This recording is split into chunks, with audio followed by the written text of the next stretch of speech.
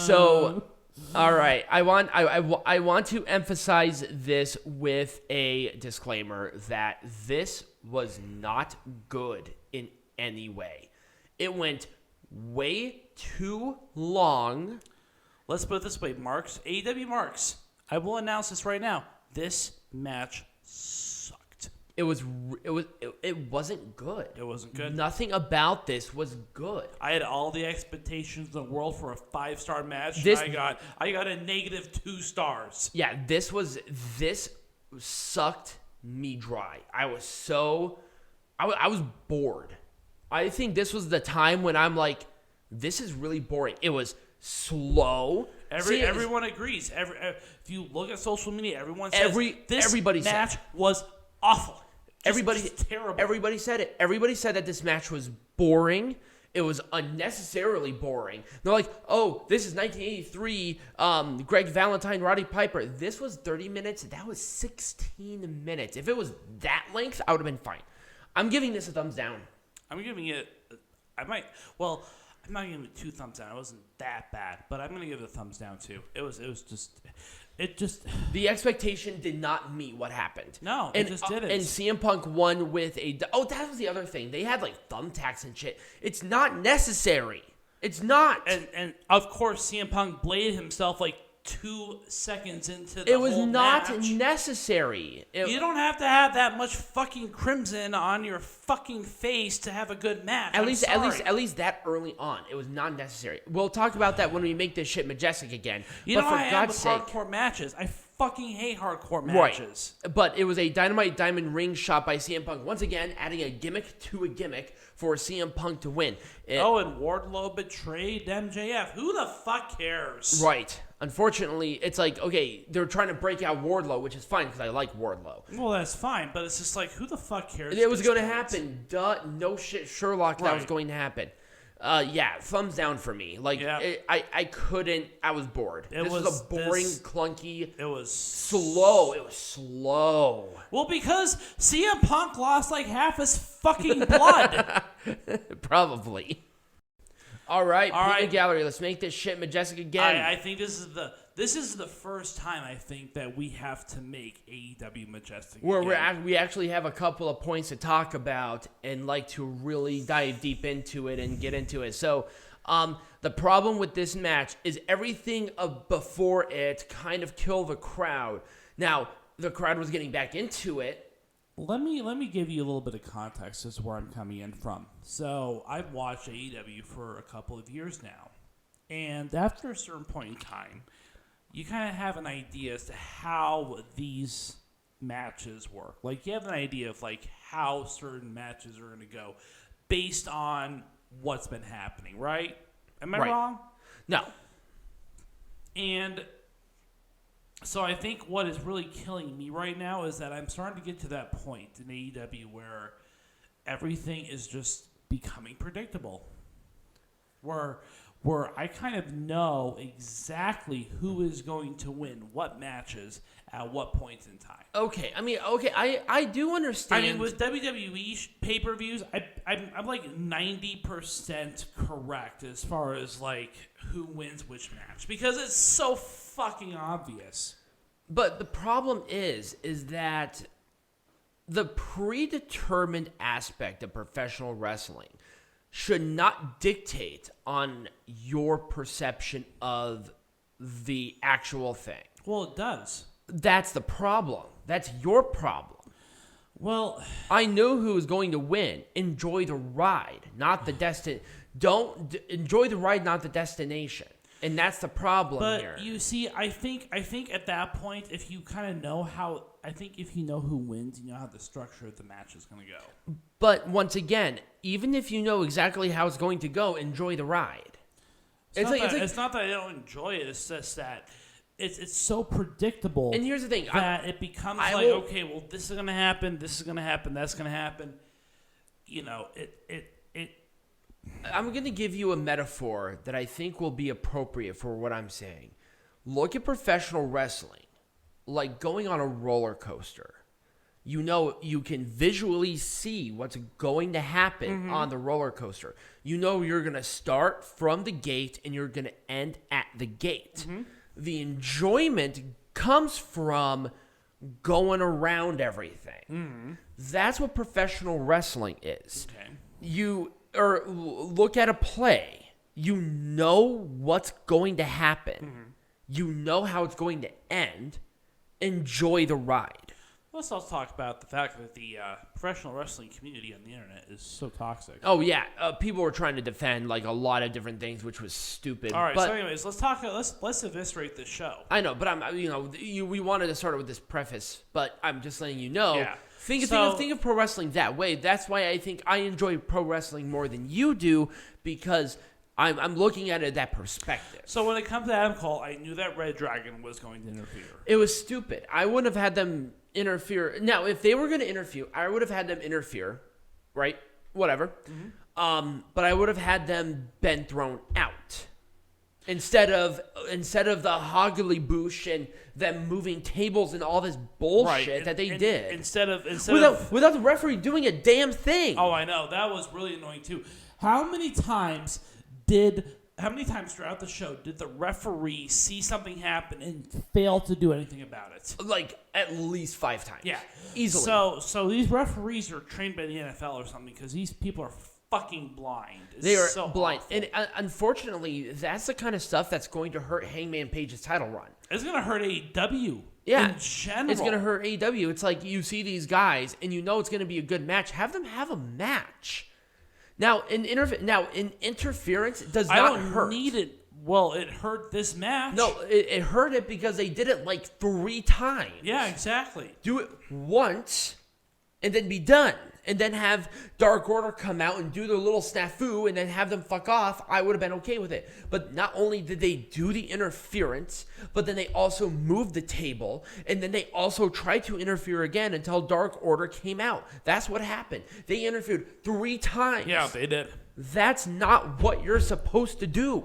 Right, exactly. No, I agree. Because it made Adam Cole look weak. Yep, it made Adam Page look weak too. Because, heaven forbid, Adam Page cannot win a match without his friends helping him out. Right. It's like, no. Can Adam Page not defend himself? Is he not a fighting champion? Right. I mean, I expect that from a chicken shit heel like Roman Reigns, but not from a babyface like Adam. Is Adam Page even a babyface at this point? I don't know. What is Adam Page? And that should not be your perception coming out of a title match like this. Right. Where Adam Cole is a clear heel.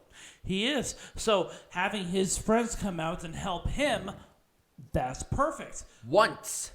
Not 3 times. I know.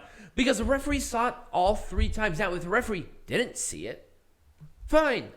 Maybe if they try to help, if they try to help again, but the referee caught on to their shit and then threw them out, cool. And I knew that when reDRagon didn't win the tag team titles, I knew that Adam Cole was not going to win. It can't be that predictable, and that's the problem. Anyway, so that's what I probably would have done. I would have had reDRagon either been thrown out the first interference, or them trying to do another one, but the referee catches on to their bullshit, and then say, "You're out of here." And then Adam Cole does a low blow or do something kind of sneaky, and then better constructed match. And then you have Dark Order interfere on the ramp at the stage instead of at ringside. Right, they're trying to come out, and then they can come out and do that. Exactly. Right. There's a lot I would do to this. Oh my fucking god, this match was terrible. It was. I would have cut it in half by time. Yep. The should not have been given this much time. Also, CM Punk's blading was way too early. He was gushing. His hair was sticking, and it was too early. Here's the thing.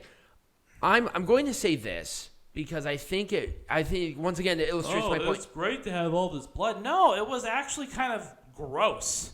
The blood to me is fine. It's when you do it is the difference. CM Punk lost so much fucking blood in this match. It wasn't even within 5 minutes, and then CM Punk started bleeding. That was way too soon.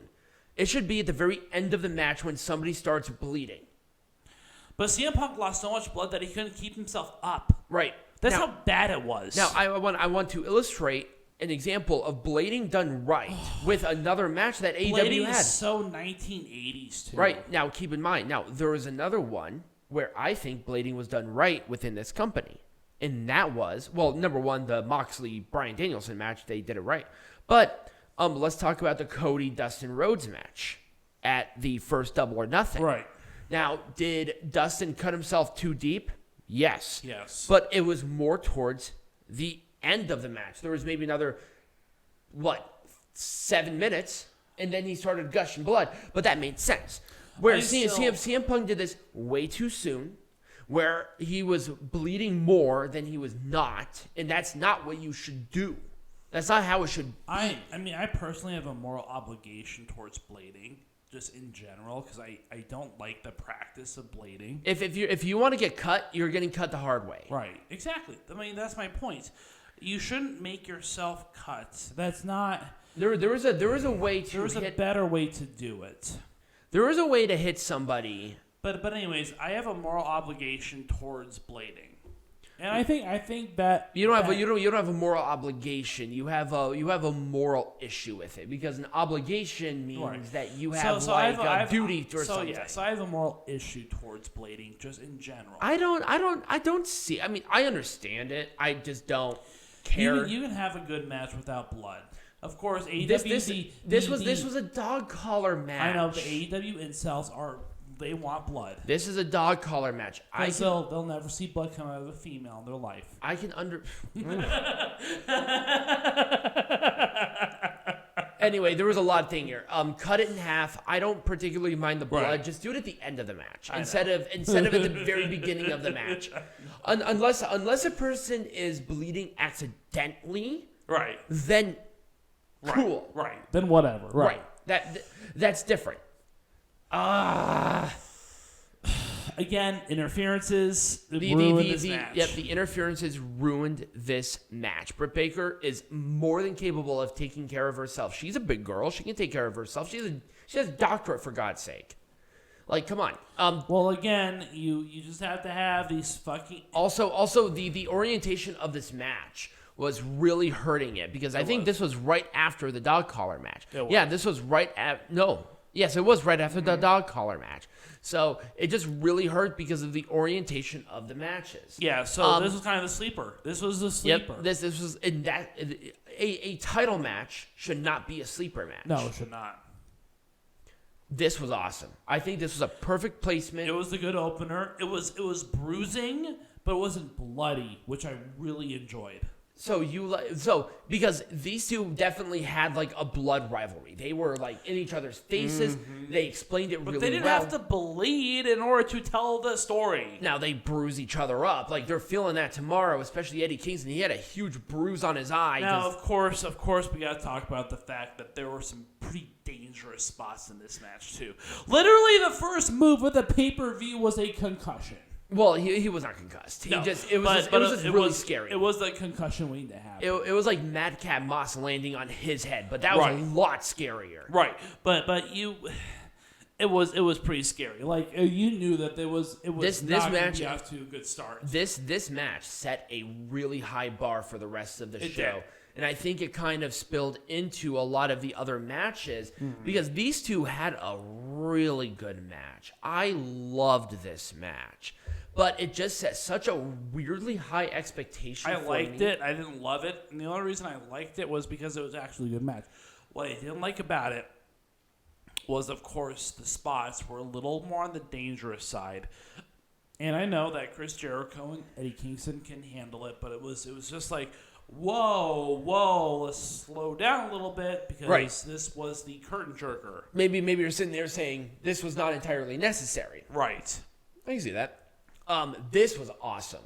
This was my favorite match of the night. I'm going to have to agree with you. He's like, oh, well, what about this blading? But this one made sense. And it wasn't until much later in the match either. Right. Moxley just bled a lot. Mm-hmm. That was it. And also, Bryan Danielson is a very close-up fighter. So, of course, he's going to get covered in somebody else's blood because he's like doing grapples and stuff against a bloody guy. You don't think that's going to get smeared on you in like 2 minutes? It was a classic wrestling match, and that's Right. what I wanted. But also John Moxley is not known for his classic wrestling matches. But also what I really liked about this, it wasn't just a classic match. It was a brutal match. It was. They fought each other. Yeah, this was a fight. This was a brawler match and a technical submission match. It was a lot of fun. I really enjoyed the whole experience of this match. I like this match. I know you don't like Spot Fest matches. This was a Spot Fest. It was the Young Bucks are obviously they're the Spot Fest queens. The queens. And you got reDRagon, who would be a great if it was just reDRagon and Jungle Boy and Luchasaurus. I would have loved this match. I don't know why the Young Bucks were added to this match. I feel like it was kind of unnecessary. It was very unnecessary. The way that this match just set itself up was just terrible. Too. Right. Now, here's what I would have done. I would have done reDRagon versus Jurassic Express for the titles. Young Bucks come out, pretend like they're going to help reDRagon, but yet screw them. Then have the Young Bucks reDRagon match at Double or Nothing. Because we all know what the real rivalry is. The real rivalry has nothing to do with Jungle Boy and Luchasaurus. And that's not where it should be, because once again, this is a title match. The titles should be the main focus. But they were not. And that's a bad thing. I mean, Jungle Boy and Luchasaurus were just there. And I feel like they were just there. And the real rivalry was reDRagon Young Bucks. And also the Jurassic Express shined in this match. I thought they did the best of it. They did, but it was distracting to have the rivalry between the Young Bucks and reDRagon take place at the same time. I can agree with that. Because it took away from Jungle Boy and Luchasaurus. I can agree. I can 100% agree with that. 100%. Jungle Boy and Luchasaurus should have had their own match with somebody else. Yep. This should have been on the pre-show. I don't know why this wasn't. Absolutely. This should have been on the pre-show. Or have Sammy Guevara defend the title against somebody. But this was... Well, here's the thing about this match. It was just like a sleeper before the main event. Right. I mean, that legitimately what it was. I just don't like sleepers. It's just like, it doesn't make any sense to me. It's like trios, whatever. It was so random. When in the hell was a tornado trios a no disqualification? I've never heard that. Well, it's a tornado tag match. It's a tornado tag match, but that doesn't mean pillar and plunder. It's still one team against another team. There's nothing there about no disqualifications. But that's a tornado match. There are no disqualifications in tornado matches. I've never seen that. You've never seen it again. Not that I'm personally aware of. So tornado matches do not have disqualifications because it's every man. It's just one team against the other team. There's no rules. Okay.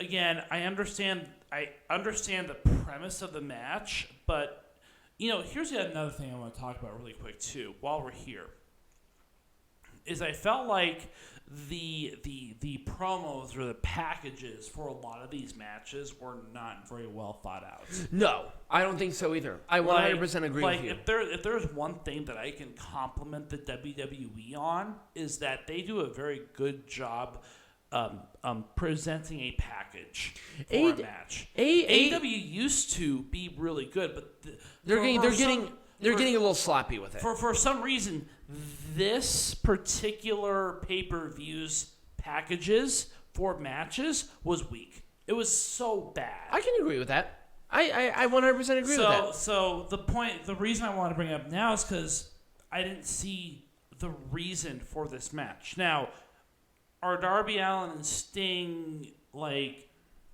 the enemies of the Hardy Andrade family office? Yes. Why are Andrade and Matt Hardy working together now? Like what's the arc? So the arc right now is that the Hardy family office have a working relationship with Andrade, which is why it's now AHFO, because they had the working relationship. Mm-hmm. Darby Allin and Andrade have been having a rivalry And with Sammy Guevara involved in some way, shape, or form, I kind of wish they talked about the rivalry or the tension between Guevara and Darby Allin more. And also, why were Isaiah Cassidy and Sammy Guevara, who's a champion, why are they taking a backseat? And why is Andrade Alidolo not with House of Black? Like, has he ever been part of House of Black? No. Oh, he's never been House of Black. Well, no, he was tagging with them when they were in that rivalry, but he was never officially a member of the House of Black. Well, see, and that's not a thing. Is that I want to know what the arc is like, and now they put them together because there was the tie-in between Queen Zelina, because that was the talk of the town, at that time. But you know, like the point being is that I wanted a little bit more information, of a novice who's watching this show. I almost expected more information. I was surprised there were 3 matches in the pre-show. Right. And that kind of sucked, actually. Once again, this match should have been in the pre-show. Or it shouldn't have existed at all because they had maybe, 2 weeks of promo on this? Ty Conti and Jade Cargill are not ready to carry a match. No. Neither one of them are. Not in a single bit. At least Jade Cargill has the excuse of being inexperienced. Ty Conti's been doing this for, to my knowledge, at the very least, more than 5 years. She should have known this, but yet she was having a struggle on carrying this match. And I don't think it was Jade's fault. I think a lot of this was Ty's fault. Mm-hmm. It was a sloppy match. It was a very sloppy match. It made no sense. Why are they facing each other out of fucking nowhere? Right. Where, what the fuck? It just doesn't make any sense. I would have either had this on the pre-show or had it 0. Not at all. Now, this should have been on the main show. It should have been, yes, absolutely. I would have replaced the Hardy Family Office match with this match because this match at least has a rivalry that you kind of understood. I understood it, yeah. I know there's a rivalry with the Death Triangle and with the House of Black. Right. I understand that there is something going on. And with Phoenix injured right now, I think Erick Redbeard. Erick Redbeard, which would have just, I think this should have been.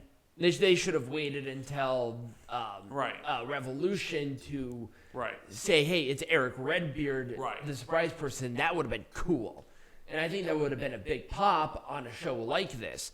And they actually did have a pretty okay match. I really enjoyed it. And they definitely wrestled a pay-per-view match on a pre-show. Again, the match went too long. Yep. It should have been cut at least by 10 minutes. It should have been cut by 10 minutes, and it should have been on the regular show. The reason why it was on here, I will never know. This match was terrible. It wasn't terrible. It wasn't good, but it wasn't terrible. It was average. It was average. There was at least a rivalry with it, but you got 2 gals who cannot carry a match. They had a better match a couple of weeks ago when this rivalry started than this match. And that's the thing. They actually did have a good match on Dynamite. I think it was during a TBS Champion Qualifier tournament match. Yeah, and Ty, Leyla, why with the Russian colors? I'm not going to explain it to you. I know why, but she is not portraying a Russian. But the point is that you should be wary about wearing Russian colors because of the association with the fact that there's a legitimate invasion going on. Now, if she was like fucking Nikolai Volkov and being a Russian sympathizer, I can understand that. I didn't see a whole lot of complaining on social media about her gear. You know why? Because she's not trying to portray a Russian. I understand. She's just Russian. I understand. But the colors, though... With Masha Slamovich as an example, she's portraying a Russian. Mm-hmm. But Leyla Hirsch is not. Right. She's just a wrestler who happens to be Russian. But I kind of would have put off the colors for at least a while. Maybe do like all black gear or something. Right, exactly. Because she's a heel already. Right. I would have done something a little bit different. Or if she actually supports Ukraine, why not do Ukrainian colors as a defiant sort of thing? That'd be cool. But the point is that I felt like, based on current geopolitical situations, it was a little bad taste. Heel heat? It would have been a little much if she was trying to get heel heat. Yeah, I'm like, do you want her to get killed? That's like if Alexander Rusev was having the big Russian flag flowing down right now. That probably wouldn't have been a good idea. Or Lana giving thanks and praise to Vladimir Putin. That probably would not be a really good idea right now. Right. Anyway, I'll be honest with you. I think this should have been on the main show. Really? Hook? Yep. No. Yep. Nope. I think at least 0%. If this was a sleeper match, this would have been a better sleeper match than the AEW Women's Champion. This would have been a better sleeper match than maybe half of the fucking dog collar match. It doesn't have to be long. It just has to be there. This was the only perfect match for the buy-in. Really? I thought the other. I mean, I don't know. I think there were some matches that were on the main show that should have been on the buy-in and vice versa, and this is one of them where I'm saying if this was not, this should have been the curtain jerker. Instead of Jericho Kingston, this should have been the curtain jerker. Maybe, but you get rid of the TBS Championship match, and you get rid of the Hardy Family Office match, and you put in a shorter House of Black versus Death Triangle match, and this match, and you have a much better constructed pay-per-view. I don't know. It's a little hard to sell because this one, but the thing is, this one did have a rivalry. They actually explained it really well. And I thought, to be honest with you, I did enjoy this match. I thought it was fine. And then, well, it's not the end. Let's talk about the face of the revolution, and then we'll wrap it up. I wouldn't have done anything different. I think everybody was exactly where they were supposed to be. I enjoyed the match itself, and I think they actually put over a couple of different people within the structure of the match. Here's the thing, is that we talked about Orange Cassidy. Orange Cassidy's act is getting a little old. Mm-hmm. It's kind of like New Day. New Day is great, but I'm so sick of the New Day. Yeah, they're a little old. And what does Orange Cassidy have outside of like being Orange Cassidy? Here's the thing. I would love to see an evolution of him as a character. Orange Cassidy actually wrestled as a masked luchador. I can't remember his name off the top of my head. When he was in Chikara, he wrestled as a luchador. Oh. He's actually a very, very good wrestler. He just found this gimmick and it works. Well, it worked. It worked. I'll be honest with you. I'm kind of in the same boat. Orange Cassidy for me, it's like, whatever. It was fun. It was fine. Maybe if he did something like that, but was a heel, that might be kind of interesting. And then of course you got Keith Lee, you got Wardlow, you got Hobbs. They kind of jerked them off as the big guys because they were the big, huge guys, and then people are like hating on WWE for saying, "Oh, they like to promote big guys." Well, AEW is doing the same fucking thing. Well, because they're like, "Oh man, well Keith Lee is just like the guy coming from WWE." Right. Powerhouse Hobbs and Wardlow just have that sort of charisma that makes them really popular right now. And that's why one of them won.